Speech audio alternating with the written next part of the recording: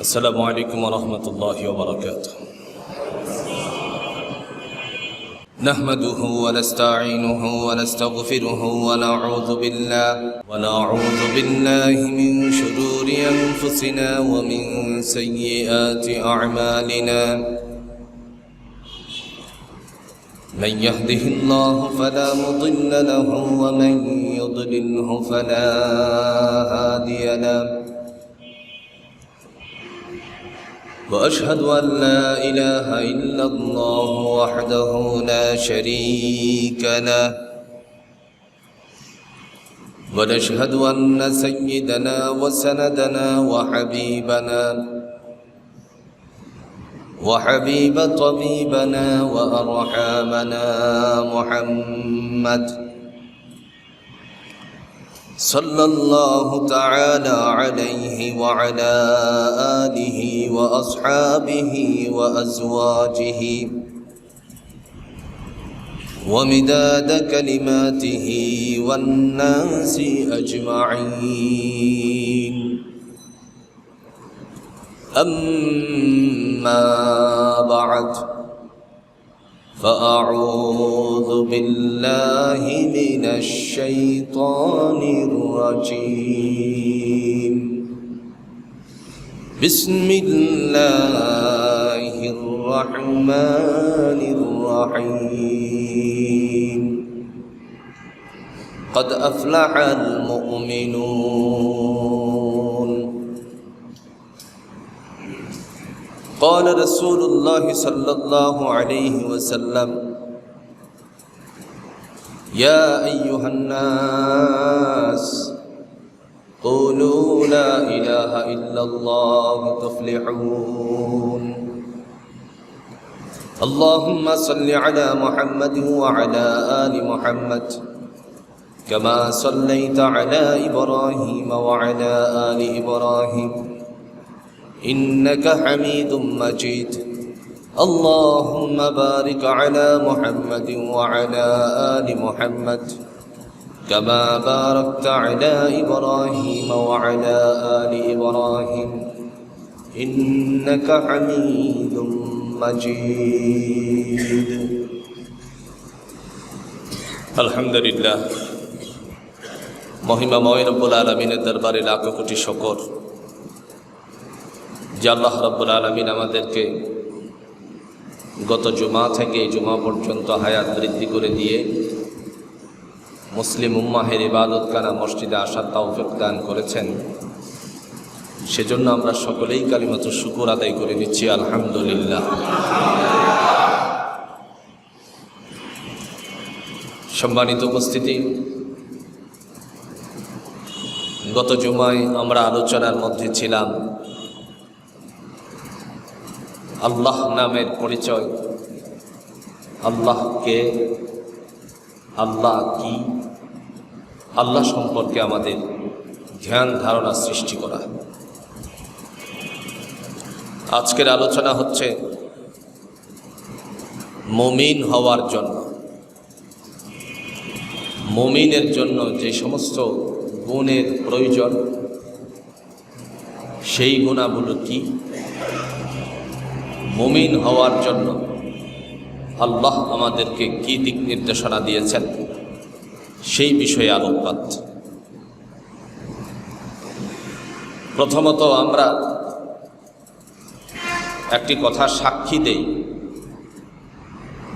আল্লাহ পাক রব্বুল আলামিন আমাদেরকে যে মায়ের গর্ভ থেকে পৃথিবীতে পাঠিয়েছেন সেই মা মুসলমান ছিলেন।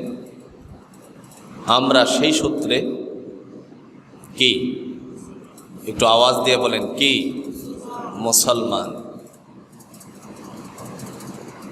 মুসলমান হলো এক জিনিস, মুমিন হলো ভিন্ন জিনিস। মুসলমান এক বিষয়, মুমিন হলো ভিন্ন বিষয়। ইসলামের বিষয়বস্তু হলো এক, আর আমরা গতানুগতিক মায়ের গর্ভ থেকে আসা মুসলমান, এটা হলো ভিন্ন। একটু সহজে আমার সাথে জবাব দিবেন, আল্লাহ পাক রব্বুল আলামিন হযরত ইব্রাহিম আলাইহিস সালাতু ওয়াস সালামকে ডেকে বলছেন, উদখুলু ফিস সিলমি কাফা ওয়ালা তাত্তাবিউ খুতুওয়াতিশ শাইতান ইন্নাহু লাকুম আদুউম মুবিন। আল্লাহ বলেন, প্রবেশ করো ইসলামের মধ্যে পরিপূর্ণ রূপে। তাহলে ইব্রাহিম আলাইহিস সালাতু ওয়াস সালামকে ইসলামের উপরে পরিপূর্ণতা হাসিল করেন নাই? অবশ্যই করেছিলেন। এই দাওয়াত, এই আহ্বান শুধু আল্লাহর ইব্রাহিম আলাইহিস সালাতু ওয়াস সালামের প্রতি ইঙ্গিত নয়, গোটা বিশ্ববাসী, গোটা মুসলমানদেরকে আল্লাহ তাআলা এই কথা বুঝাতে চেয়েছেন, তোমরা প্রবেশ করো ইসলামের মধ্যে পরিপূর্ণরূপে। তার মানে হলো তোমার সমস্ত জীবন ব্যবস্থাপনা হবে ইসলামের উপরে। জোরে করে সুবহানাল্লাহ। তাহলে বোঝা গেল ইসলামের প্রতি আকৃষ্ট, তার ভিতরে প্রবেশ করা, তার রীতিনীতি মেনে চলার হুকুমটা কার? একটু জোরে বলেন, কার? আল্লাহ পাকের। আল্লাহ সুবহানাহু ওয়া তাআলা তিনি বলছেন, ঘোষণা দিয়েছেন, চারটা বিষয় তোমার আমি আল্লাহর জন্য হতে হবে। কয় বিষয়? জোরে কোন, কয় বিষয়? ইন্না সলাতি ওয়া নুসুকি ওয়া মাহইয়ায়া ওয়া মামাতি লিল্লাহি রাব্বিল আলামিন।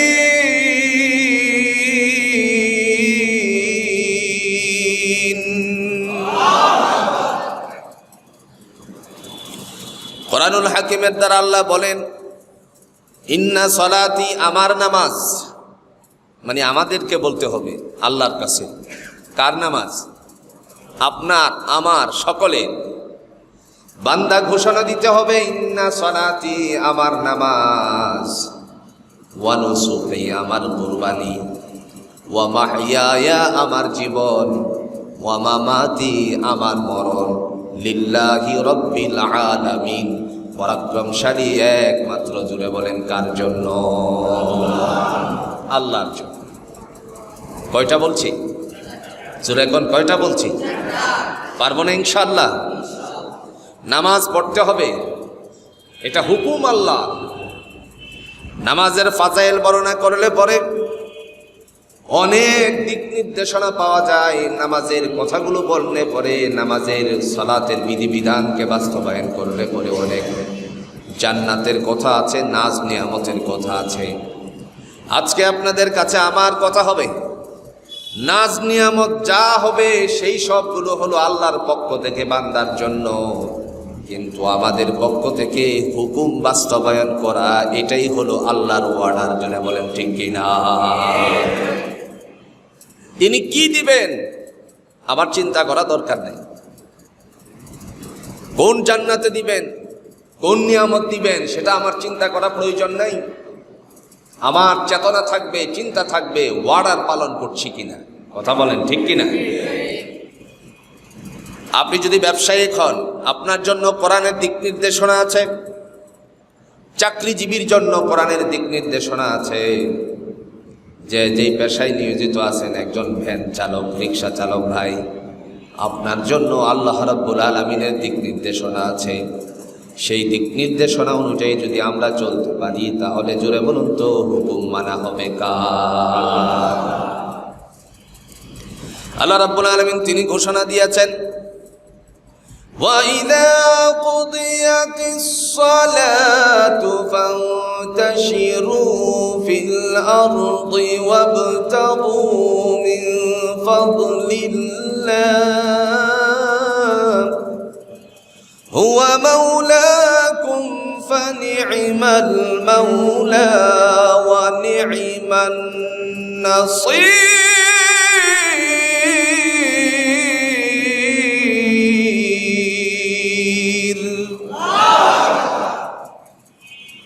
আল্লাহ রাব্বুল আলামিন বলছেন, ওয়া ইদা কুদিয়াতিস সালাহ, যখন আমার বিধান নামাজ বাস্তবায়ন হয়ে যায়, ফান্তাশিরু ফিল আরদ, তখন তুমি তোমার জমিনে বিচরণ করো। তার মানে হলো ব্যবসায়িকের জন্য জমিন হলো ব্যবসা প্রতিষ্ঠান, চাকরিজীবীর জন্য জমিন হলো চাকরির তারই কর্মস্থল, ভ্যান চালক ভাইয়ের জন্য তার ভ্যান গাড়িতে যাওয়া হলো তার প্রতিষ্ঠান।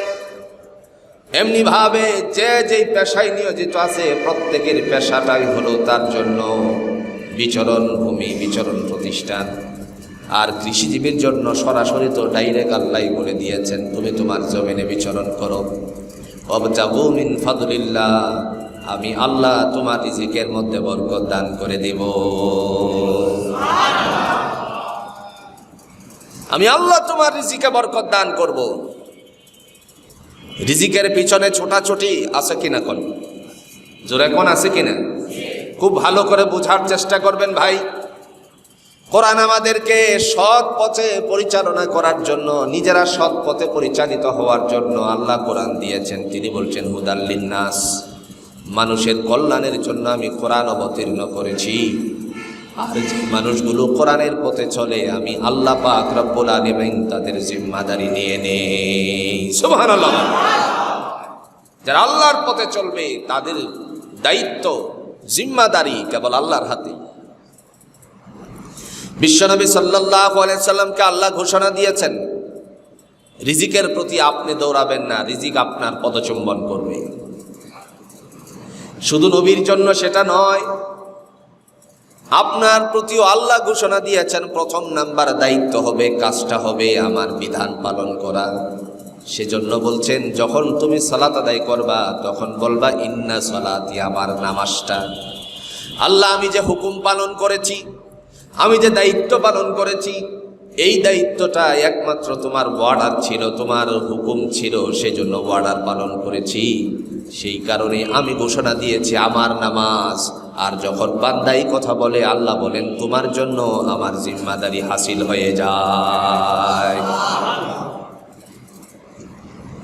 আমার ভাইরা, আল্লাহ বলেন ওয়াবতাগু মিন ফাদলিল্লাহ, আমি আল্লাহর পক্ষ থেকে তোমার প্রতি রহমত বর্ষিত হবে, রিজিকের বরকত আসবে। এই কথাগুলো বাস্তবায়ন করতে গিয়ে আল্লাহ পাক রব্বুল আলামিন তিনি বলছেন ওয়ালা তামুতুন্না ইল্লা ওয়া আনতুম মুসলিমুন, খবরদার মুসলমান না হইয়া মইরো না। কি না হয়ে মরতে বলছেন? একটু জোরে বলেন, কি না হয়ে মরতে বলছেন? এখন আপনি প্রশ্ন করি, আপনি আমাকে প্রশ্ন করেন, আমি আপনাকে প্রশ্ন করি। যদি বলেন হুজুর আপনার মায়ের নাম বাবার নাম, আপনি কি কোন ধর্মে? আমি বলবো আমি মুসলমান, ইসলাম ধর্মে। কথা বলেন ঠিক না? একই সেম টু সেম উত্তর আপনার কাছ থেকে আসবে।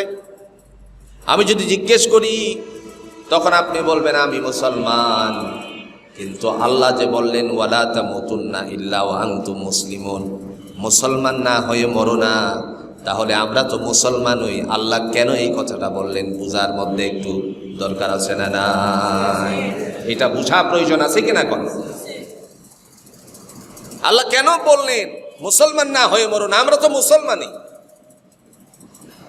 এই মুসলমান না হয়ে মরো না এই কথার পিছনে কোরআনুল হাকিমে আল্লাহ একখানা সূরা অবতীর্ণ করেছেন, মুসলমানের কিছু গুণাবলী থাকতে হবে। আল্লাহ পাক রব্বুল আলামিন তিনি ঘোষণা দিয়েছেন ও আমার বান্দা বান্দি, প্রথম নাম্বার হলো কদ আফলাহাল মুমিনুন, মুমিনেরাই হলো সফলতা অর্জনকারী। মুমিন, তুমি সফল কাম, তুমি প্ল্যাটফর্ম তৈরি হয়ে করেছো, তুমি তৈরি করে ফেলেছো, তুমি গন্তব্যস্থলে পৌঁছে গেছো। মুমিনের জন্য মহান আল্লাহর পক্ষ থেকে কামিয়াব। কিন্তু মুমিন কারা? এবার আসেন মুমিন কারা প্রথম নাম্বারে যদি যায়।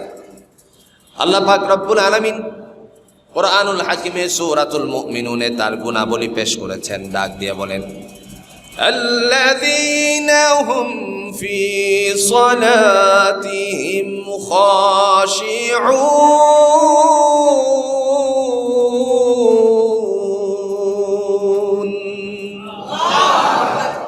এই হলো মুমিনের ফার্স্ট গোল। তার ফার্স্ট ধাপ হচ্ছে বিনয়ের সহিত আল্লাহর বিধান সালাত আদায় করবে। সুবহানাল্লাহ বলতেন। কিসের সহিত? বিনয়ের সহিত।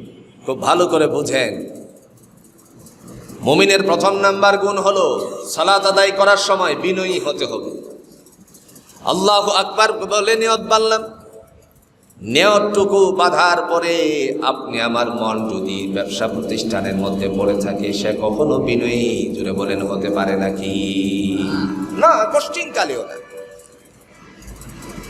মুমিনের গুণাবলীর মধ্যে যদি আপনি প্রথম নাম্বার ধাপ অর্জন করতে চান, তাহলে আপনি যে চাকরিজীবী আছেন, আল্লাহর বান্দা, আপনার চাকরি খাতে জেহেনটা পড়ে রইল, আপনার ব্রেইনটা ওখানে পড়ে রইল, অথচ নামাজের ভিতরে আপনি।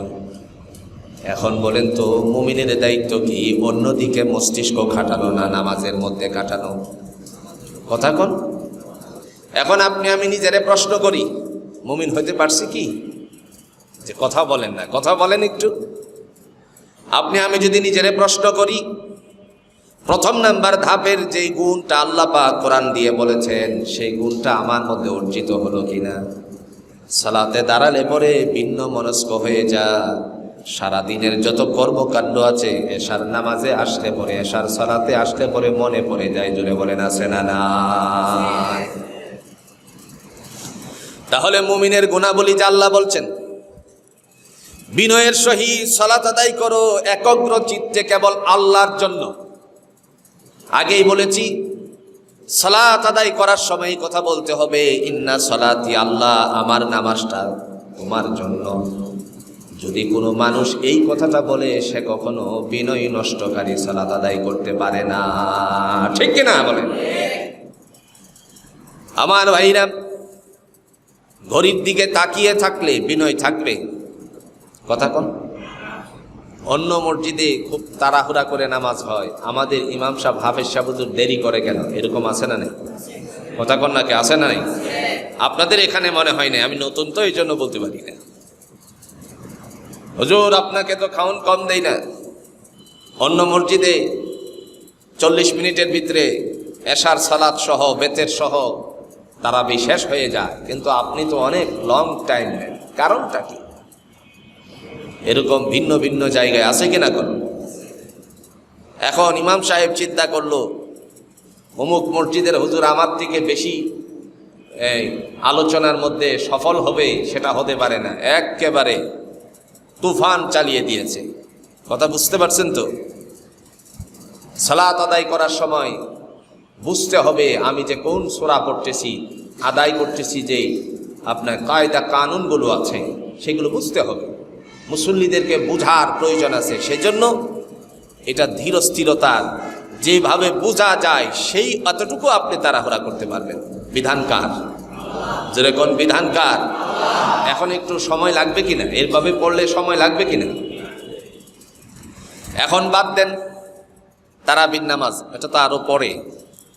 বর্তমান সময়ে আমরা যদি নামাজে আসি, ইমাম সাহেব তাশাহুদ পড়লো, আস্তে আস্তে পড়তেছেন, কিন্তু মুসল্লি এবার তাড়াহুড়া করে পড়ে শেষ করে ফেললেন। এরপরে পিছন দিক থেকে কাশি দিল, কাশি দিয়ে বুঝিয়ে দিল, ইমাম সাহেব হুজুর ঘুমিয়ে গেছেন নাকি? আমার তাশাহুদ পড়া শেষ হয়ে গেছে, আপনি কোন জায়গায় আছেন? জোরে বলুন তো। এরকম যদি ইমামকে সতর্ক করে, তাহলে তার নামাজ হবে নাকি? বিনয় থাকবে? কথা কন নাকি? বিনয় থাকবে? বর্তমান সময়ে বিনয়কে নষ্ট করার মহা হাতিয়ার হলো মোবাইল। মনে হয় ঠিক বলিনি নাকি? বর্তমান সময়ে বিনয় নষ্ট করার মহা হাতিয়ার হলো কি? মোবাইল। নামাজ সালাতের সময় হলে পরেই কোনো না কোনো ফোন। বাংলাদেশে এমন একটা মসজিদ খুঁজে পাওয়া যাবে কিনা সন্দেহ, যে মসজিদের মধ্যে কোনো না কোনো ওয়াক্তে নামাজের সময়, সালাতের সময় আপনার কাহারও ফোন বাজে না। কথা কন, কথা কন না কেন? কারো ফোন যদি বাজে, আর ইল্লা মাশাআল্লাহ এখনকার যে সময় হয়েছে, নাউজুবিল্লাহ, নামাজি নামাজ পড়ছি আমরা, কিন্তু মোবাইলের টোন দিছি এমন একটা টোন, মসজিদের মুসল্লির নামাজের বিনয় তো নষ্ট হবেই, বরং তার এই টোনের দিকে আকৃষ্ট হয়ে যায়। কথা বলেন আছে না নাই? আমরা এইগুলোকে পরিবর্তন করব, পারবো তো ইনশাআল্লাহ। শুভনীয় টোন। আপনি যদি কোনো আপনার গান না দিয়ে আপনার টোনটার মধ্যে যদি কাহারও কণ্ঠ দিতে চান, তাহলে আপনি কবি নজরুলের দিকে তাকান। তার তো ইসলামিক দৃষ্টিকোণ থেকে অনেক কথা আছে, অনেক কবিতা লিখেছেন, অনেক গজল লিখেছেন। শোনো শোনো ইয়া ইলাহি আমার মোনাজাত, শোনো আমার মোনাজাত, তোমারি নাম জপে যেন হৃদয় দিবস রাত, শোনো আমারি মোনাজাত, যেন কানে শুনি সদা তোমারি কালাম হে খোদা, চোখে যেন দেখি শুধু, চোখে যেন দেখি শুধু কোরআনের আয়াত, শোনো আমারি মোনাজাত। আলহামদুলিল্লাহ বলেন। কত সুন্দর। ব্যক্তি জীবনে ভুল থাকতে পারে, কিন্তু তার আদর্শিকটাকে আমরা গ্রহণ করব। রাজি আছি তো ইনশাআল্লাহ? আপনি দেন না এরকম একটা টোন দেন, দেখবেন আপনার ইমানেরও অনেকটা বৃদ্ধি পাচ্ছে। আপনার এই টোনটা, এই ফোনের আওয়াজটা আসলে পরে একজনে শুনলেও তার ভিতরে একটা জাগ্রত শক্তি, জাগরণ শক্তি জাগ্রত হবে। এজন্য ভাইয়ারা আমার, মুমিন হওয়ার শর্তাবলীর মধ্যে বিনয়ের সহিত সালাত আদায় করতে হবে। কার জন্য? যারা বলেন কার জন্য? যে কথা বলছিলাম, পরিবর্তন করতে হবে টোনকে। এরপরে আল্লাহ রাব্বুল আলামিন বলেন, বান্দারে, বিনয়ী যারা থাকে, সালাতে যারা বিনয়ী হয়ে যায়, ওই মানুষগুলোর জন্য আমি আল্লাহ রাব্বুল আলামিন বিধিবিধান বাস্তবায়ন করেছি। সে যখন আমার কাছে চাইবে, আমি আল্লাহ তার চাওয়া পূরণ করে দেই।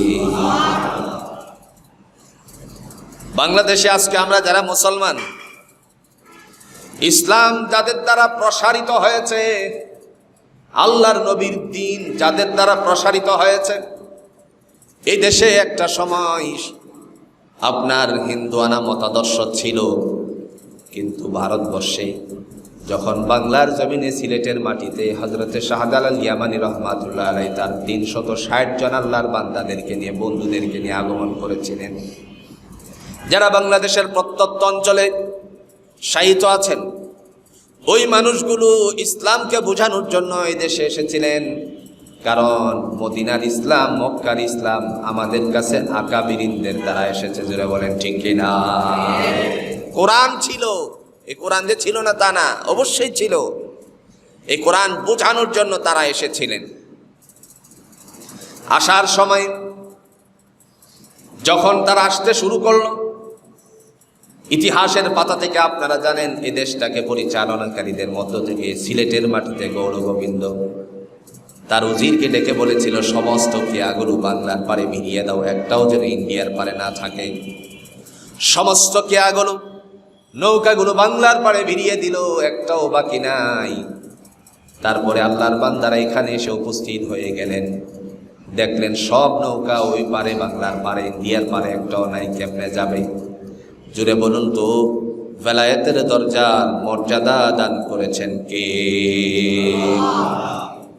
মর্যাদা দিয়েছেন আল্লাহ। কোরআন দিয়ে তিনি বলছেন, ওদের কোনো ভয় নাই, পেরেশানি নেই।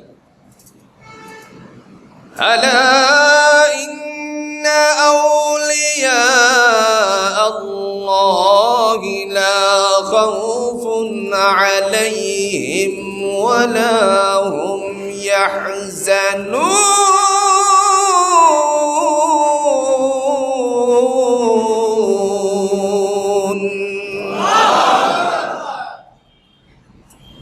ওলি বমানা দুস্থ।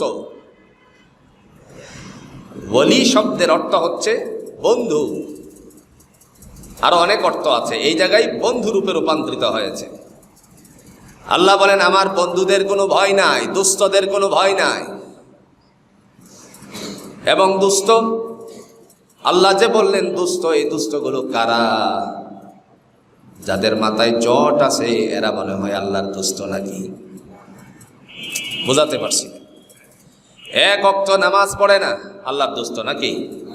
কথা বলেন।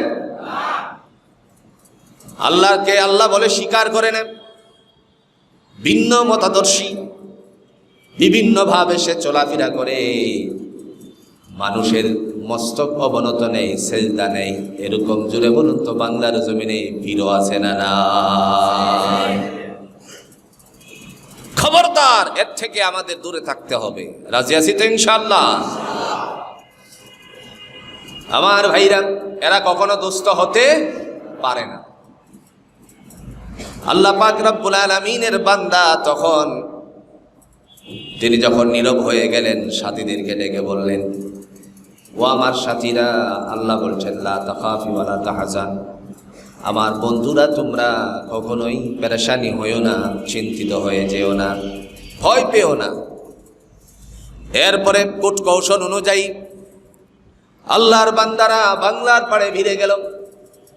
যেহেতু আল্লাহ বলছেন তার কোনো ভয় নাই, তার জন্য সমস্ত দূরে বলুন তো পেরেশানি দূর করে দেওয়ালাকে আল্লাহ পাক। মতান্তরে কেউ বলেছেন সালাতের বিছানা, নামাজের যে বিছানা সেটা বিছিয়ে দিয়েছেন, যেহেতু আল্লাহ বলছেন লা তাখাফি ওয়া লা তাহজান, ভয় নাই, পেরেশানি নাই, আমি তোমার বন্ধু, বাস্তবায়ন করে দিব, আমি কোনো সমস্যা নাই, আমি পার করে দিব। সুবহানাল্লাহ বলেন। এখন হৃদয়ের মধ্যে প্রশ্ন জাগতে পারে, নামাজের বিছানায় বসে কি কেউ পার হতে পারে? কথা কন্যাকে পার হতে পারে? এটাকে বোঝার জন্য আরেকটু সামনে যান। হযরতে উমর ইবনুল খাত্তাব রাদিয়াল্লাহু তাআলা আনহুর সময়ে কুমারী পূজা ছিল। নদীর মধ্যে আপনার কুমারীকে, কেউ বলেছেন একটা খাল, কেউ বলেছেন পুকুর, বিশাল পুকুর, একজন কুমারী সাজিয়ে ওখানে দিলে পরে পানি আসতো। সেনাপতি চিঠি লিখল ওমর ইবনুল খাত্তাব রাদিয়াল্লাহু তাআলা আনহুর কাছে, হে মুসলমানদের খলিফা ওমর, এই এলাকার মানুষ, জনপদের মানুষগুলো এই কাজ করে, মহিলাকে সাজিয়ে, কুমারী বাচ্চাকে সুন্দর করে সাজিয়ে এখানে রেখে আসলে পরে পানি পায়, এখন কি করা যায়? হযরত ওমর ইবনুল খাত্তাব রাদিয়াল্লাহু তাআলা আনহু চিঠি লিখলেন। উল্লেখ ছিল তার মধ্যে, আমার এই চিঠিটা এখানে ফেলে দিবা। আর চিঠিতে লেখা ছিল, এনত তুই যদি আল্লাহর আদেশে প্রবাহিত হয়ে থাকিস তাহলে ওমরের চিঠি পাওয়ার পরে আর কোনোদিন বন্ধ করবি না। কথা বুঝাইতে পারছি না?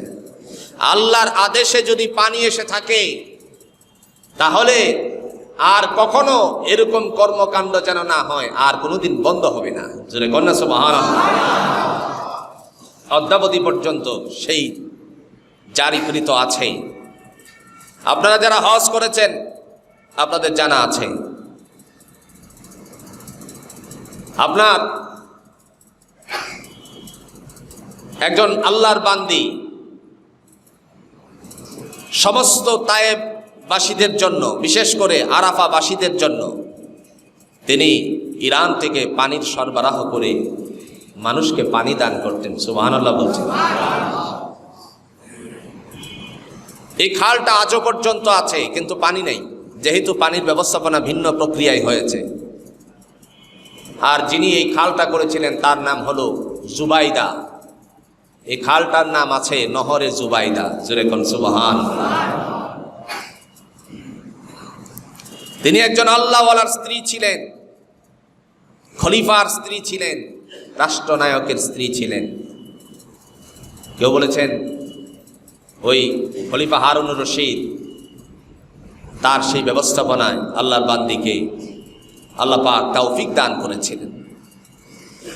এত দূর থেকে পানির ব্যবস্থাপনা করেছিলেন যাতে করে আরাফার ময়দানে, মিনা মুজদালিফার সেই মানুষগুলো যেন নিস্তার পায়, স্বস্তিরে নিঃশ্বাস ফেলতে পারে।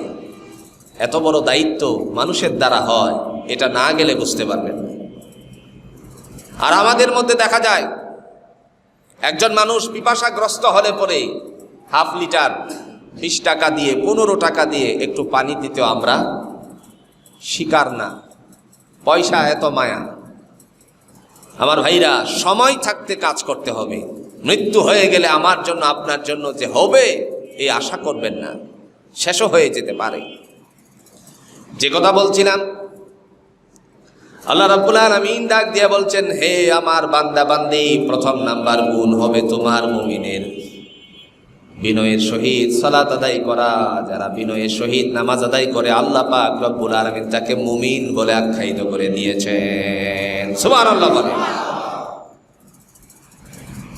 এখন নদীর পার থেকে যখন এপারে ভিড়ে গেল, হযরত ইয়ামানী রহমাতুল্লাহি আলাইহি তিনি সাথীদেরকে নিয়ে বললেন, চলো সোজা গৌর গোবিন্দের বাড়ির কাছে গেলেন। যাওয়ার পরে তিনি সাথীদেরকে লক্ষ্য করে বললেন, সালাতের জন্য, নামাজের জন্য একটা আওয়াজ হয়, এই আওয়াজটা কি দেয়? জুড়ে বলেন, কি দেয়? আজান। কি দেয়? আজান। আল্লাহর বান্দা বললেন, কার জীবনে মধ্যবর্তী সালাত কাজা হয় নাই? বুঝেন, কাজা ছেড়ে দেওয়ার কথা না, কিন্তু আল্লাহর বান্দা বললেন কোরআনের আয়াত দিয়ে, হাফিজু আলাস সালাওয়াত ওয়াস সালাতিল ওয়াসতা। কার জীবনে মধ্যবর্তী নামাজ কাজা হয় নাই? একজন একজন করে মাথা নিচু করতে লাগলো। কার জীবনে কখন যেন সালাতটা দূর হয়ে গেছে, কাজা হয়ে গেছে জানা নাই, তারপরেও তারা মাথা নিচু করতে লাগলো। একটা মাথা উঁচু আছে, সেই মাথা যার উঁচু তিনিই চিনেন, সিপাহ সালার নাসিরউদ্দিন জঙ্গি। আল্লাহর বান্দা ডেকে বললেন, ও বন্ধু শাহজালাল, বলেছ কার জীবনে আসরের নামাজ কাজা হয় নাই? যেদিন থেকে বুঝতে শিখেছি অদ্যাবধি পর্যন্ত, বালেগ হওয়ার পর থেকে নিয়ে অদ্যাবধি পর্যন্ত আসর কেন আমার জীবনের কোনো নামাজই কাজা হয় নাই। দেখেন মুমিনের গুণ কাকে বলে। এখন আপনি আমি বুকে হাত দেই তো, আপনি আমার বুকটার মধ্যে হাত দেয়, এখানে আপনারা যারা আছেন বুকে হাত দিয়ে কেউ কি বলতে পারবেন আমার জীবনে বুঝার পর থেকে নিয়ে অদ্যাবধি পর্যন্ত নামাজ কাজা হয় নাই? উত্তরে বলবেন, কত নামাজ যে ছেড়ে দিয়েছি তার কোনো হিসাব নাই। ঠিক না বলেন? এবার সিপাহ সালার নাসিরউদ্দিন জঙ্গিকে ডেকে বললেন, ও আল্লাহর বান্দা, কানের ভিতর আঙ্গুল ঢুকাও। আঙ্গুল ঢুকালেন। এরপরে বললেন, তোমার দায়িত্ব পালন করো, সালাতের যে আজান আছে সে আজান দাও। আল্লাহু আকবার বলে ধ্বনি উচ্চারিত করার পরে দয়াময় আল্লাহর দায়িত্ব পালন শুরু হয়ে গেল। শক্তিশালী বিল্ডিংটা ভেঙ্গে খান খান হয়ে যায়। ইমানদার মুমিন মুত্তাকি আল্লাহর বলি তার বন্ধুদের মর্যাদা জুড়ে বলুন তো রেখে দিয়েছেন কে? শুধু বলার উদ্দেশ্য হলো বিনয়ের সহিত সালাত। ওখানে গিয়েও বলছেন কার জীবনে সালাত কাজা হয় নাই আসরের। মধ্যবর্তী নামাজ নিয়ে অনেক ইখতিলাফ হয়েছে, তারপরে একটি রায়ে উত্তীর্ণ হয়েছেন, সেটি হচ্ছে আসরের সালাত, আসরের নামাজ। আল্লাহ রাব্বুল আলামিন ডেকে বলেন, তুমি এই সালাতটাকে বিনয়ের সহিত আদায় করবা, অন্যমনস্ক হয়ে না। এখন প্রশ্ন জাগতে পারে, যদি নামাজের ভিতরে আমাদের মন ভিন্ন খাতায় চলে যায়, ভিন্ন খাতে চলে যায়, তাহলে কি আমার নামাজ হবে না নাকি? বিশ্বনবী সাল্লাল্লাহু আলাইহি ওয়াসাল্লামকে আজ থেকে 14 থেকে 1450 বছর আগে সাহাবীরা প্রশ্ন করেছিলেন, ইয়া রাসূলুল্লাহ, আমি তো বেঈমান হয়ে গেছি, আমি বেঈমান হয়ে গেছি। নবীজি বললেন, কেমনে তুমি বেঈমান হলে? আল্লাহর নবীকে উত্তরে বললেন, ইয়া রাসূলুল্লাহ, আমি যখন সালাতে দাঁড়াই দুনিয়ার সমস্ত কিছু আমার নামাজের ভিতরে ঢুকে যায়। নবীজি বলেন, যদি তোমার সালাম ফিরানোর আগ মুহূর্ত পর্যন্ত সালাতের ভিতরে আল্লাহর জন্য নামাজ পড়ছো, ধ্যান ধারণা আসে, একটু কথাটা বুঝেন, খুব ভালো করে বুঝেন, সালাম ফিরানোর পূর্ব মুহূর্ত পর্যন্ত শেষ মুহূর্তেও যদি তোমার নামাজের দিকে ধ্যান ধারণা সৃষ্টি হয়ে যায়, তারপরে সালাম ফিরাও, আল্লাহ পাক রব্বুল আলামিন তোমার মুমিনের সালাত কায়েম করেছো, এটাই কবুল করে নেবে। একটু সুযোগ আছে বলে আমরা ভিন্ন দিকে থাকবো নাকি? কথা বলেন, একটু সুযোগ তো আছে। একেবারে পুরো ঢাকা শহর ঘুরবো, মানে মস্তিষ্ক পুরো ঢাকা শহর ঘুরাবো, নামাজের সালাম ফিরানোর আগে আমার এই জায় নামাজে বা আল্লাহর জন্য নামাজ পড়ছি নিয়ে আসবো, এরকম করা যাবে না, কোশ্চিন কালেও না। আমার ভাইরা, 2 নাম্বার গুণ, ওয়াল্লাযীনা হুম আনিল লাগবি মুরিদুন। 2 নাম্বার গুণ, আল্লাহ বলেন যারা অনর্থক কথাবার্তায় লিপ্ত হয়, এর থেকে দূরে থাকে, অপ্রয়োজনীয় কথা থেকে যারা নিজেকে আপনার পরিত্রাণে রাখে, আল্লাহ পাক বলেন তোমার নামটা আমার দফতরে মুমিনের খাতায় উঠে যায়। একটু আস্তে কোন সুবহানাল্লাহ। এখন আপনি আমি একটু খেয়াল করি, অনর্থক কথা যদি সারাদিনের হিসাব লাগাই, রাত্রে ঘুমানোর সময় কয়টা কথা আমরা বলেছিলাম অনর্থক আর কয়টা ভালো কথা বলেছিলাম, তাহলে দেখা যাবে মন্দটাই বেশি হয়ে যাবে, ভালোটা কম হবে। জোরে বলেন ঠিক না বেঠিক? আর ফোন হলে তো ফোনের আলাপ যদি হিসাব করা হয় তাহলে তো মিথ্যার কোনো শেষই কথা কন না কেন? যদি বলা হয় দোস্ত তুমি কোথায় আছো, মানে টাকা পাবে তো, মনে করেন আছে হলো আশুলিয়াতে, দোস্ত আমি তো পুরান ঢাকায় আছি, আছে কিনা কোন? এরকম পাবলিক আছে না নাই? আপনাদের এখানে না থাকতে পারে, বলে কি আমি পুরান ঢাকায় আছি, অথচ সে কোথায় আছে? কি অবস্থা! মোবাইলের হিসাব যদি লাগানো হয় তাহলে অনর্থকতার কোনো শেষ নাই। আবার যদি ভিন্ন খাতায় যান, আমি সহজ করে সোজা করে একদম ক্লিয়ার করে বলতে চাই না, আপনারা বুঝে নিবেন। যদি ফোনটা ভিন্ন খাতায় চলে যায় তাহলে জুড়ে বলুন তো কথা অনর্থক আছে না নাই? আহারি, কিয়ামতের ময়দানে কঠিন মুসিবতের দিনে আল্লাহ যদি আমাদেরকে ডাক দেন, ও আমার বান্দা বান্দি, আমি তোমাকে এই কথা ঘোষণা দিয়েছিলাম, ওয়াল্লাযীনা হুম আনিল লাগবি মুরিদুন।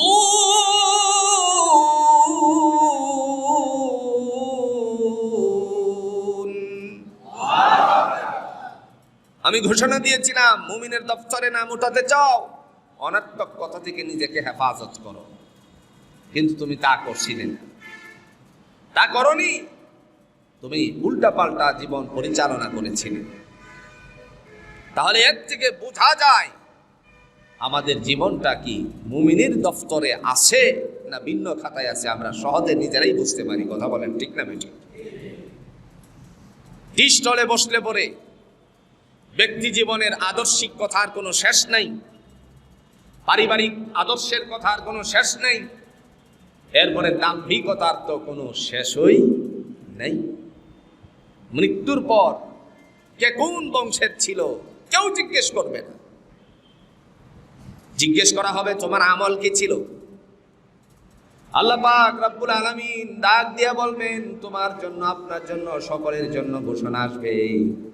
প্রথম নাম্বার ধাপ হলো বিশ্বনবী সাল্লাল্লাহু আলাইহি ওয়াসাল্লাম ডাক দিয়ে বলেছেন, আল্লাহ পাক রব্বুল আলামিন কিয়ামতের ময়দানে কবরে রাখার সময় তিনটা কথাই জিজ্ঞেস করবেন। প্রথম নাম্বার, ইতিহাস আপনারা জানেন, এই কথাগুলো অবশ্যই জানেন, কিন্তু বাস্তবতা নাই। আল্লাহ জিজ্ঞেস করবেন, রাসূল বলেছেন মার রব্বুকা, তোমার প্রভুকে, তোমার রবকে। এখন দুনিয়ার থেকে তাসবিহ পড়ে যদি আমরা শিখে যাই আমার রব আল্লাহ, আমার রব আল্লাহ, কিন্তু গুণবাচক যে আমলগুলো আছে এটা না থাকলে কবরে রাখার পরই আমাদের সব নষ্ট হয়ে যাবে। আল্লাহ শব্দটা জবান দিয়ে বের হবে না। জোরে বলেন ঠিক কিনা? এই আল্লাহ বের হয়ে আসবে না। আমলটা হতে হবে সংশোধনীয় আমল। সালাতের মধ্যে বিনয়ের সহিত সালাত হতে হবে। আল্লাহ পাক রব্বুল আলামিন সেদিনে আপনি আমার জবান দিয়ে খুলবেন রব্বি আল্লাহ, আমার মালিক হলেন আল্লাহ, যিনি আকাশ এবং জমিনটারে সৃষ্টি করেছেন। খলাকাস সামাওয়াতি ওয়াল আরদ, আসমান এবং জমিনটারে জুড়ে বলুন বানিয়েছেন কে? তিনি হচ্ছেন স্রষ্টা। অনর্থক কথা থেকে নিজেকে হেফাজত করা দরকার আছে না নাই? একটু আওয়াজ দিয়ে বলেন আছে কিনা? মুমিন হতে হবে, মুমিন হতে হবে ভাই। দুনিয়াদারি কিন্তু দেখতে দেখতে শেষ। আপনি আমি যদি হিসাব লাগাই, একদিনের শিশু চিনাম কাহারো 60, 70, 80, 90, 100, 20, 30, 40, আরো সময়ের ব্যবধানে কম বেশি আমাদের বয়স হয়ে গেছে। দেখতে দেখতে একদিন হঠাৎ মালাকুল মউত সামনে উপস্থিত হয়ে যাবে।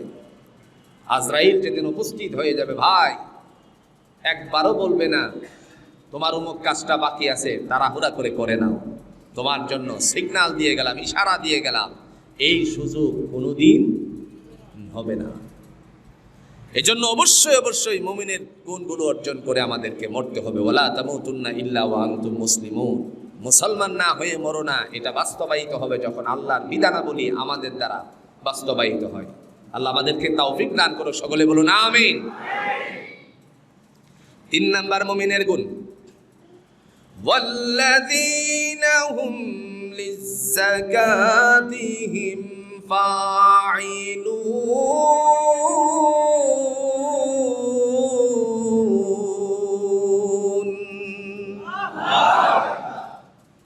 যাদেরকে আমি সম্পত্তি দান করেছি, আছে কিনা কোন, এই সম্পত্তি থেকে আমি আল্লাহর রাস্তায় গরিবের হক আদায় করবা, তার মানে যাকাত দিবা।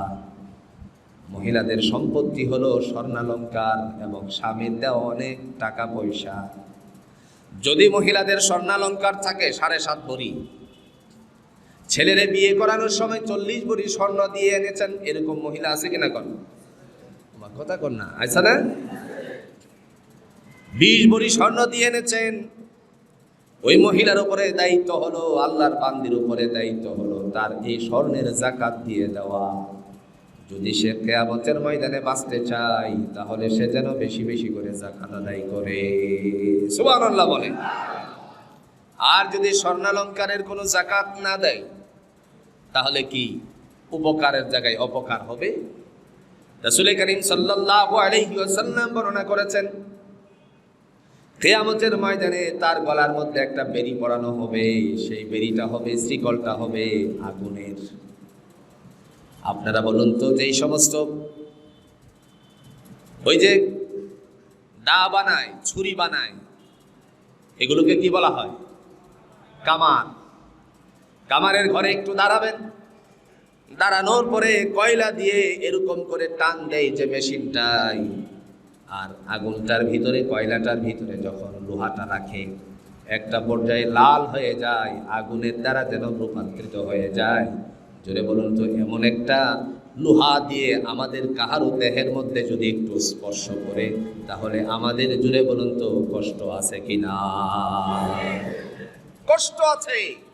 শুধু কষ্টই নয়, মনে হবে যে তারে গুলি করে মেরে ফেলে। কথা কোন? রাসূল আরবি সাল্লাল্লাহু আলাইহি সাল্লাম বলেন, দুনিয়ার আগুনের থেকে বহু হাজার গুণে বেশি জাহান্নামের আগুনের তাপ। একটু আগুন সহ্য হবে না, কিন্তু দেখা গেল যে আল্লাহর দরবারে আমরা উপস্থিত হব, সেই সময় এই শ্রীকল, লোহার শ্রীকল, আর সেটা হবে আগুনের দ্বারা রূপান্তরিত। জোরে বলুন তো, কাহারও গলায় লাগিয়ে দিলে, গলায় পড়িয়ে দিলে চেইনের মতন তার পক্ষে সহ্য করা কখনো কি সম্ভব হবে নাকি? কোনোদিন না। অল্প আগুনেই তো আংরাটা হাতে নিয়ে রাখতে পারবে না, তো শ্রীকল রাখবে কেমন? এজন্য আমার বোনদেরকে বলি, যাদের সম্পত্তি, নিজের স্বামী বিবাহের সময় স্বর্ণ দিয়ে এনেছেন 20 ভরি, 40 ভরি, 8 ভরি, 7.5 ভরি পর্যন্ত, অবশ্যই তার দায়িত্ব হবে যাকাত আদায় করা। সে যদি যাকাত আদায় করে, আল্লাহ রাব্বুল আলামিন তাকে মুমিনের দফতরে মহিলার নামটা উল্লেখ করে দিবেন। আপনার বিবি মুমিন হোক, আপনি চান কিনা? কথা বলেন, চান কিনা? দুজন কিয়ামতের ময়দান থেকে ফায়সালা হওয়ার পরে আপনারা ওই দিন বলবেন, আমি বলেছিলাম কেমনে বলবেন, আলা সুরুরিন মাওদুনাতিন মুত্তাকিনা আলাইহা মুতাকাবিলিন।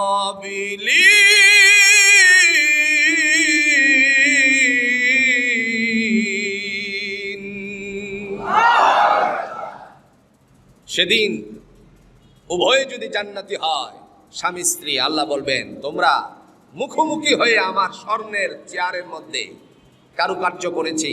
এই যে একটু ছান আছে কিনা কন, একটু নকশা আছে কিনা কন। আল্লাহ পাক বলেন, দুনিয়ার চেয়ারের মধ্যে তুমি সুফাতে নকশা করেছিলে, আমিও মুমিন তোমার জন্য জান্নাতে আমি সিংহাসন বানিয়েছি স্বর্ণ দিয়ে, নকশাটাও করেছি স্বর্ণ দ্বারা। জোরে কন্যা সুবহানাল্লাহ। তোমরা উভয়কে আমি বসাবো মুখোমুখি করে, কিন্তু শর্ত হলো যাকাত আদায় করতে। জোরে কন্যাকে যাকাত আদায় করতে হবে। স্বামীর জন্য যাকাত আদায়, সেটা হলো গরিবের হক।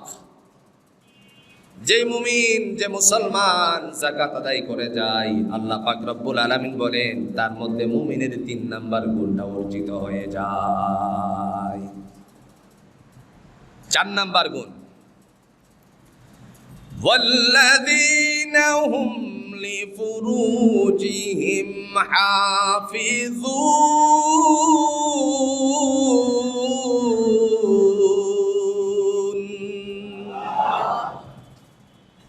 তুমি মুমিন হতে চাও, তাহলে নারী এবং পুরুষ উভয়ে, পরনারী থেকে, পরপুরুষ থেকে, পরপুরুষ পরনারী থেকে, পরনারী পরপুরুষ থেকে তোমাদের গুপ্তাঙ্গকে হেফাজত করো। সুবহানাল্লাহ বলতেন। আমি আর ভেঙ্গে কি বলবো ভাই, লজ্জাজনক বিষয়। আজকে যদি গোটা পৃথিবী চক্কর লাগান, পৃথিবী জুড়ে যাওয়া লাগবে না, বাংলাদেশেই থাকেন। অর্থ যখন বাড়ে, কোটি কোটি টাকার মালিক কিন্তু আল্লাহরে ভয় করে না, সেই মানুষটার চরিত্র প্রথম নষ্ট হয়। কথা কন না কেন? আছে না নাই? যদি একটু ধারণা দেই তাহলে বুঝবেন। ক্যাসিনো ব্যবসায়ী যারা ছিল, মনে আছে তো না ভুলে গেছেন? ক্যাসিনো যারা ব্যবসায়ী ছিল, ওই ব্যবসাটার মধ্যে 3টা আইটেম ছিল। কয়টা আইটেম? নাম্বার 1, এটার মধ্যে ছিল মদের আড্ডাখানা। আর এই মদটাকে পরিবেশন করা, মদকে বাস্তবায়ন করার জন্য, পরিবেশনের জন্য যারা করত তারা ছিল নারী। কথা বলেন ঠিক কিনা? এরপরে মদ খেয়ে খেয়ে, মদ পান করে নারীদের সাথে অশোভনীয় আচরণ করার পরে যেই ধাপটা তাদের মধ্যে ছিল সেটা হলো জুয়া। জোরে বলেন ঠিক কিনা বেঠি? এই ক্যাসিনোর কথা আমরা বলি নাই। আল্লাহ পাক রব্বুল আলামিন ডাক দিয়ে বলছেন, ছেড়ে দাও ক্যাসিনো। এখন আপনি বলবেন ক্যাসিনো ব্যবসা তো ধ্বংস হয়ে গেছে, আমাদের মধ্যে আর কোনো ব্যবসা? অর্থ যখন বাড়ে, আমাদের ছেলেরা যখন, দামাম ছেলেরা, টাইগার ছেলেরা ক্রিকেট খেলে, তখন বাংলাদেশে জুড়ে বলুন তো জুয়া আছে না নাই? আপনাদের মনে হয় জানা নাই, জুয়া আছে কিনা? বলে এই রানের মধ্যে 4টা ছক্কা মারবে, যদি 4 ছক্কা মারতে পারে তাহলে ও বলে 4টা ছক্কা মারলে 2 লাখ, আর যদি না মারতে পারে তুই পাবে 2 লাখ। এরকম নাই? বহু পরিবার নিঃস্ব হয়ে গেছে, আমাদের জানা আছে এইগুলো। এরপরে আবার নতুন অভিনব কায়দায় জুয়া চলছে গোটা বাংলাদেশে। সেটা হচ্ছে, আমাদের দেশে জুয়া চলছে আপনার এমন একটা গেমের মাধ্যমে। গেমস আসেনি? নাম কি? মোবাইলে গেম চলে, জুয়ার গেম। হ্যাঁ, নানা কিছু, আহা, বাবল টাবল, আরো অনেক কিছু নাম আছে। ছেলেরা বসে বসে মোবাইল দ্বারা গেম খেলে আর টাকা অর্জন করে। জুড়ে বলুন তো রাসূলুল্লাহ সাল্লাল্লাহু আলাইহি সাল্লামের তরিকা মোতাবেক এই টাকাটা কখনো বৈধ হবে নাকি? কখনোই না। আর যারা এইগুলো বুঝে না, এগুলো লেবার ফাংশনের মানুষ, একজন ড্রাইভার ভাই আলহামদুলিল্লাহ সারাদিনের পরিশ্রম করে, একজন ড্রাইভারের সাথে থাকে হেল্পার, বাসটাকে পরিচালনা করার জন্য। তিনি ড্রাইভ করবেন আর সে নিয়ন্ত্রণ করার দায়িত্ব হলো ড্রাইভিং এর মাধ্যমে তার, আর তাকে সুন্দর করে আদান প্রদান করার দায়িত্ব হলো আপনার একজন হেল্পারের। এখন কি হলো? হেল্পারের কাজটা কি? সে সমস্ত কাজগুলো সমাধান করার পরে যখন স্ট্যান্ডে আপনার চলে যায়, স্ট্যান্ডে যখন চলে যায়,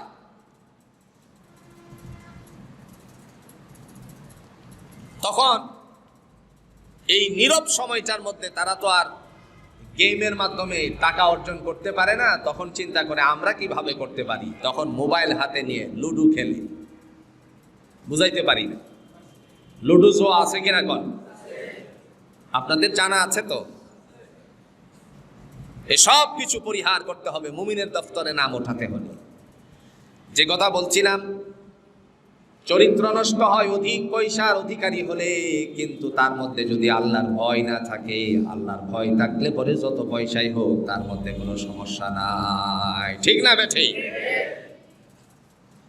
আল্লাহ রাব্বুল আলামিন ডাক দিয়ে বলছেন, ওয়াল্লাযীনা হুম লিফুরুজিহিম হাফিযুন।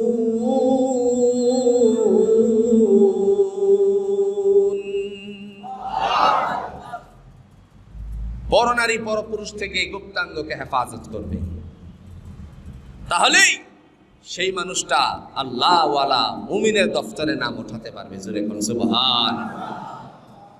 যদি এইগুলো হতো সারা বাংলাদেশে, তাহলে আমার মনে হয় ভাইরা, এ দেশ থেকে ওই যে রেসর্টগুলো উঠে যেত। কথা কন না কেন? এই সমস্ত হোটেল রেস্তোরাঁ যেগুলোতে অবাধে চলাফেরা হয়, সেগুলো সব বন্ধ হয়ে যেত। প্রিয় উপস্থিতি, মুমিন হতে হবে, এক কথায় মুমিনের গুণ আমাদের অর্জন করেই যেতে হবে। যদি মুসলমান হয়ে মরতে চায়, তাহলে মুমিনের গুণ থাকা অবশ্যই জরুরি। জোরে বলেন ঠিক কিনা? রাসূল আরবি সাল্লাল্লাহু আলাইহি ওয়াসাল্লামের সময়ে একটি ইতিহাস, আল্লাহর নবী সাল্লাল্লাহু আলাইহি সাল্লামের সময়ে তিনি যখন মদিনাতুল মুনাওয়ারায় গিয়েছিলেন, দিনের নবী মানুষের মধ্যে দ্বীন প্রচার করতে শুরু করলেন। আল্লাহর নবী বললেন, ইত্তাকুল্লাহ, আমার আল্লাহকে ভয় করো। যখন এই কথাটা বললেন, একজন যুবক ছেলে আল্লাহকে ভয় শুরু করে দিল। এই সময়টুকুর মধ্যে আল্লাহ রাব্বুল আলামিনের বান্দা যত ধরনের অবৈধ আচরণ আছে, সমস্ত অবৈধ আচরণকে পরিহার করলো। বিশ্বনবী সাল্লাল্লাহু আলাইহি সাল্লামের লম্বা একখানা হাদিস আছে। বনি ইসরাইলের একজন আবেদ ছিলেন, বনি ইসরাইলের একজন আল্লাহওয়ালা মানুষ ছিলেন। রিয়াদুস সালিহিনের মধ্যে অনেক লম্বা ঘটনাটুকু আসছে।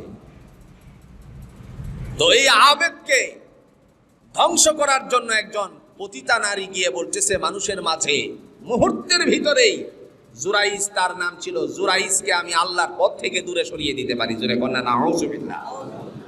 তিনি আল্লাহওয়ালা ছিলেন। এই সময় লোকেরা বলল, এই শোনো, ভিন্ন মানুষের কথা আমরা বলবো না, অন্য মানুষ হলে পরে তোমার কথাটার উপরে সাই দিতাম, সাড়া দিতাম, কিন্তু জুরাইজের ক্ষেত্রে আমরা কখনো সেটা বিশ্বাস করি না। এই সময়টুকুর মধ্যে আল্লাহর বান্দি চিন্তা করলেন, তোমাদের বিশ্বাস করিয়েই ছাড়বো। হঠাৎ করে গভীর রজনীতে একদিন তার ঘরের দরওয়াজায় গিয়ে বসলো আর বলতে লাগলো ধরে ধরে, জুরাইজ, এখানে তুমি আর আমি ছাড়া কেউ নাই, আমার দিকে আকৃষ্ট হতে পারো, আমি তোমারে বিন্দু পরিমাণ বাধা প্রদান করব না। আল্লাহ রাব্বুল আলামিনের বান্দা জুরাইজ বলল, ও আমার আল্লাহর বান্দি, তুমি আল্লাহকে ভয় করো, আমিও আল্লাহকে ভয় করি। সুবহানাল্লাহ বলছেন না? এই সময়টুকুর মধ্যে আল্লাহ পাক রব্বুল আলামিনের বান্দি পেরেশান হয়ে ব্যর্থ হয়ে যখন চলে আসার সময়ে একজন রাখালের ঘর পড়ে গেল রাস্তায়। তার গৃহে প্রবেশ করে রাখালের সাথে কামবর্ধনা পূরণ করলো। এরপরে তার রেহেমে তার পেটে একটা বাচ্চা আসলো। যখন আস্তে আস্তে করে বাচ্চা বড় হতে লাগলো, মানুষেরা জিজ্ঞেস করতে লাগলো। বাচ্চা পেটে আসার পরে তো বুঝতে পারেনি, যখন বাচ্চাটা ভূমিষ্ঠ হয়ে গেল তখন তাদের কাছে আলোচনা শুরু হয়ে গেল। আর মানুষেরা জিজ্ঞেস করলো, হে মহিলা, পতিতা নারী, তুমি এই বাচ্চাটা কোত্থেকে পেলে? মহিলা আল্লাহ রাব্বুল আলামিনের বান্দি নাফরমানি করে বলছে, এটা জুরাইজের ফসল। জোরে কোন নাউজুবিল্লাহ। মানুষ আশ্চর্য হয়ে গেল। তারপরে জুরাইজের একটা মাটির ঘর ছিল, এই মাটির ঘরটাকে ভেঙে দিল। ভেঙে দেওয়ার কারণে আল্লাহর বান্দা কিছুই বুঝতে পারলেন না। জিজ্ঞেস করলেন, তোমরা আমার এই ঘরটা ভাঙতেছো কেন? লোকেরা বলল, দিনের বেলায় আমাদের সামনে সাধু সাজো, রাতের বেলায় তুমি কুকর্ম করো। জোরে কোন নাউজুবিল্লাহ।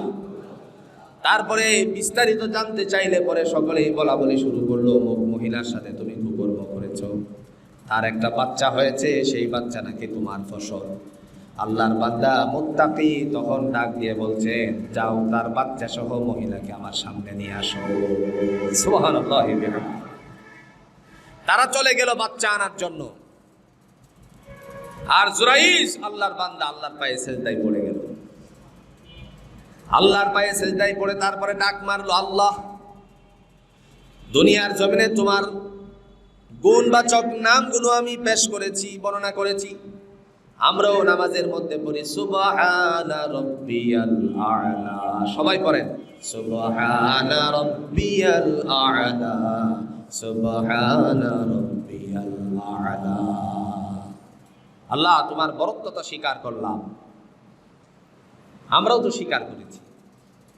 তিনি ডাক দিয়ে বলেন, আমার জন্য না হলেও তোমার আবেদ গোলামদের জন্য, তোমার খাস বান্দাদের জন্য হলেও আজকে এই শিশু বাচ্চাটার জবান খুলে দিও, যাতে করে আমি এই কাজটা যে করি নাই জাতির সামনে, মানুষের সামনে যেন প্রকাশ পেয়ে যায়। জোরে কোন সুবহান। চিন্তা করেন। তারপরে যখন তাকে নিয়ে আসলো, সামনে নিয়ে আসার পরে আল্লাহ পাক রব্বুল আলামিনের বান্দা, ওয়া তাওয়াক্কালু আলাল্লাহিল মুমিনিন, মুমিনের ভরসা জুড়ে বলুন তো কার উপরে? আল্লাহর উপরে। আল্লাহর উপরে ভরসাশীল হয়ে আস্তে করে আঙ্গুল দিয়ে একটা খোসা মারলেন পেটের মধ্যে, আর বললেন, তুই যদি আল্লাহর ইচ্ছায় পৃথিবীতে এসে থাকিস তাহলে জবান খুলে বলে দে। আর আল্লাহর কাছে বলতেছেন, আল্লাহ তুমি তার জবানটারে খুলে দাও।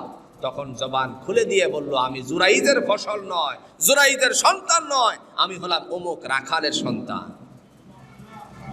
একটু আস্তে কোন আল্লাহু আকবার। ইমানদারের মর্যাদা, মুমিনের মর্যাদা আল্লাহ এইভাবেই রাখে। সেজন্য আল্লাহ ডেকে বলছেন, ও আমার বান্দা বান্দি, যদি তুমি মুমিন হতে চাও, তোমার মধ্যে যদি মুমিনের গুণগুলো আনতে চাও, তাহলে অবশ্যই অবশ্যই ওয়াল্লাযীনা হুম লিফুরুজিহিম হাফিজুন, পরনারী থেকে তোমার গুপ্তাঙ্গকে হেফাজত করবা। পরনারী, তুমি পর পুরুষের থেকে নিজেকে হেফাজত করবা। পারবো ইনশাআল্লাহ? জোরে কন্যাকে পারবো তো ইনশাআল্লাহ? এরপরে আল্লাহ রাব্বুল আলামিন ডাক দিয়ে বলেন, ও আমার বান্দা বান্দি, দুনিয়ার জমিনে আমার পক্ষ থেকে ফায়সালা হয়ে গেছে, তুমি অবশ্যই অবশ্যই এই কাজগুলো করবা। আল্লাহ পাক বলেন, মুমিনের গুণ অর্জন করতে হলে এই কাজটা করবা। فَمَنِ ابْتَغَى وَرَاءَ ذَلِكَ فَأُولَئِكَ هُمُ الْعَادُونَ।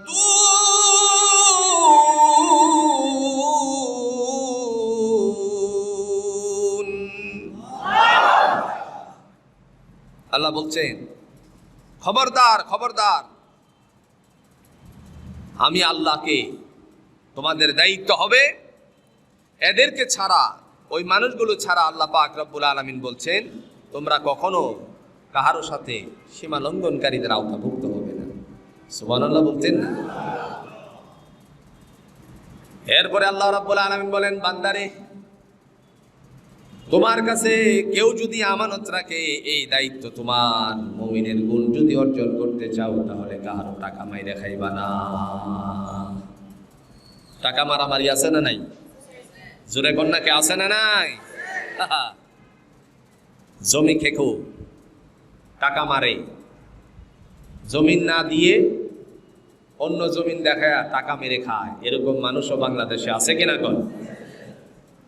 এদের ব্যাপারে আল্লাহ বলতেছেন, তোমার কাছে যদি কেউ আমানত রাখে, আমানতের কখনো খেয়ানত করবা। জোরে কন্যাকে।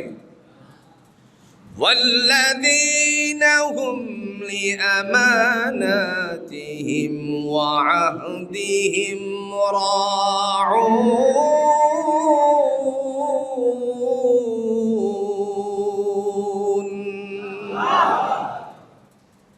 আমানতের কখনো খেয়ানত করবা না, আর অঙ্গীকার পূরণ করবা। সাইয়্যিদুল মুরসালিন বিশ্বনবী সাল্লাল্লাহু আলাইহি ওয়াসাল্লামকে আল আমিন বলে ঘোষণা দেওয়া হয়েছিল, মনে আছে তো? আল্লাহর নবীর উপাধি দিয়েছিল আল আমিন। তিনি হলেন সত্যবাদী। অন্য মানুষের কাছে আপনার আমানত না রেখে কাফেরেরা নবীজির কাছে আমানত রাখতো। যেইভাবে আমানত রাখতো সমস্ত আমানতগুলো আল্লাহর নবী সেইভাবে ফেরত দিতেন। সুবহানাল্লাহ বলেন। কোনো খেয়ানত করেন নাই, যা রাখছে এই যে আপনার পাওনা, বুঝে নেন। আর যদি ওয়াদা করা হয়, ওয়াদা পূরণ করা ইমানি দায়িত্ব, মুমিনের গুণ। তবে উজরে মাকুলতা আছে। আপনাকে একজন বলল, দোস্ত তুমি আমার বাসায় সকালবেলায় নাস্তা করবা। এখন দেখা গেল সে অসুস্থ হয়ে পড়েছে, আসতে পারে নাই, সেজন্য আল্লাহ পাক রব্বুল আলামিনের হাবিব বলছেন তার জন্য আল্লাহ ছাড় দিয়ে দিবেন। সুবহানাল্লাহ। আমার ভাইরা, এই আমানতের খেয়ানত কখনোই করা যাবে না। বিশ্বনবী সাল্লাল্লাহু আলাইহি ওয়াসাল্লামের কাছে যত আমানত রাখতো নবীজি সব আমানত ফাই টু ফাই করে ফেরত দিতেন। আর আমাদের কাছ থেকে কেউ যদি টাকা নেয়, বাংলাদেশে এরকম মানুষ আছে, আপনি বলি আপনাদের এখানে নাই কিন্তু ভিন্ন জায়গায় আছে, ভাই বিপদে পড়েছি 10,000 টাকা দাও। 10,000 টাকা দিলে পরে কবে দিবা? আগামী মাসের 5 তারিখে দেব। ঠিক আছে, আগামী মাসের 5 তারিখ আসার সাথে সাথে টাকা নিয়ে উপস্থিত, ঠিক মতো কথা অনুযায়ী দিয়ে দিল। পরে আরেক বিপদের সময় বলছে ভাই 50,000 টাকা লাগবে। সে চিন্তা করে 10,000 তখন ফেরত পেয়েছি, তখন আর কোনো তার প্রতি সন্দেহ নাই, তখন নির্দ্বিধায় 50,000 দিয়ে দিল। পরে বলছে কবে দিবা? আগামী মাসের 10 তারিখে দিব বেতন পেয়ে। তখন দেখা গেল 10 তারিখ তো গেলই, কত দরজে যায় তার কোনো শেষ নাই। এরকম পাবলিক বাংলাদেশে আছে না নাই? জোরে কন্যাকে আছে না নাই? আমার ভাইরা, মুমিনের গুণ অর্জন করতে হলে রাসূল করিম সাল্লাল্লাহু আলাইহি ওয়াসাল্লাম বলছেন অবশ্যই আমানতের দিকে খেয়াল রাখতে হবে।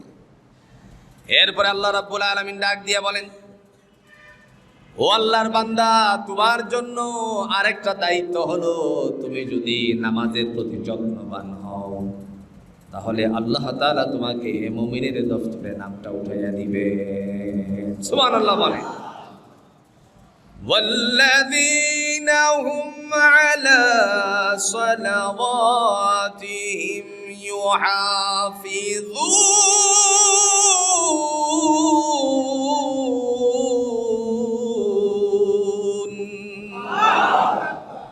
মুমিন হতে চাও তাহলে নামাজের প্রতি যত্নবান হয়ে যাও। এই 7 গুণে গুণান্বিত যারা, এখন আল্লাহ বলেন আমার একটা ঘোষণা আছে। কার ঘোষণা? জোরে কোন কার ঘোষণা? এই ঘোষণাটা শুনুন আল্লাহ কি বলেন। উলাইকা হুমুল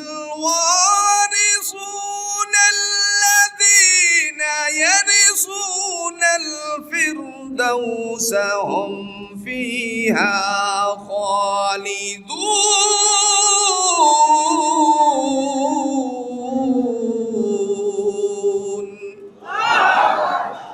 এটা হচ্ছে আল্লাহর ঘোষণা। মুমিনের গুণ যদি তোমার অর্জিত হয়ে যায় তাহলে আমার দায়িত্বটা শুনে নাও। ওই মানুষগুলো যাদের ভিতরে 7 গুণটা আছে, 7টা গুণ আছে, আল্লাহ পাক রব্বুল আলামিন বলেন উলাইকা হুমুল ওয়ারিসুন, এরা হলো আমার ওয়ারিসান। সুবহানাল্লাহ। এরা কি? আমার ওয়ারিসান। বাবা মারা গেলে পরে ওয়ারিসি আছে না নাই? কথা কোন নাকি আছে কিনা? দুনিয়ার জমিনে সম্পত্তির ওয়ারিসি পাওয়া যায়। আল্লাহ বলেন আমারও ওয়ারিসান আছে, যাদের মধ্যে এই গুণগুলো পাওয়া যাবে তারা হলো আমার জান্নাতের ওয়ারিসদার। আল্লাযীনা ইয়ারিসুনাল ফিরদাউস, আল্লাযীনা ইয়ারিসুনাল ফিরদাউস হুম ফিহা খালিদুন। আল্লাহ বলেন আমি আল্লাহ তাআলা তাদেরকে আমার ওয়ারিসি বুঝাইয়া দিয়া তাদেরকে হুম ফিহা খালিদুন জান্নাতুল ফেরদাউসে পৌঁছায় দিব। জোরে বলুন সুবহানাল্লাহ। অনন্তকালের জন্য জান্নাতুল ফেরদাউসে তাদেরকে পৌঁছায় দিব। এটা হচ্ছে সর্বোচ্চ জান্নাত। বিশ্বনবী সাল্লাল্লাহু আলাইহি সাল্লাম বলছেন যখন তুমি জান্নাত চাইবা তখন তুমি অবশ্যই আল্লাহর কাছে সর্বোচ্চ জান্নাত জান্নাতুল ফেরদাউস চাইবা। সুবহানাল্লাহ বলছেন না? আল্লাহ আমাদের সবাইকে জান্নাতুল ফেরদাউসের ভাগীদার বানাক, সকলে বলুন আমিন। আরো জোরে বলেন আমিন।